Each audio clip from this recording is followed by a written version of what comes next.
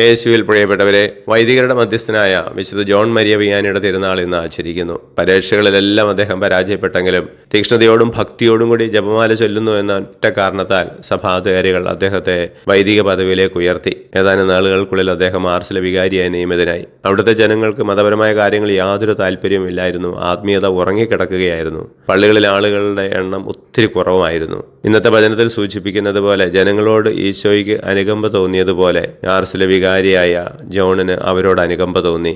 അവരെ ലളിതമായ പ്രസംഗങ്ങളിലൂടെ അവരുടെ ഹൃദയത്തെ സ്പർശിച്ചു. പശ്ചാത്താപത്തിലേക്ക് നയിച്ചു. 16 മണിക്കൂറോളം കുമ്പസാരക്കൂട്ടിലിരുന്ന് അദ്ദേഹം കുമ്പസാരിപ്പിക്കുമായിരുന്നു. പ്രിയപ്പെട്ടവരെ, നമ്മുടെ ചുറ്റിലുമുള്ളവരുടെ ആവശ്യങ്ങളിൽ അവരോട് അനുകമ്പ തോന്നാൻ തീക്ഷ്ണമായ പ്രാർത്ഥനയിലൂടെ, ജപമാല പ്രാർത്ഥനയിലൂടെയൊക്കെ മറ്റുള്ളവരെ ദൈവത്തിലേക്ക് ആനയിക്കുവാനും നമുക്ക് സാധിക്കട്ടെ.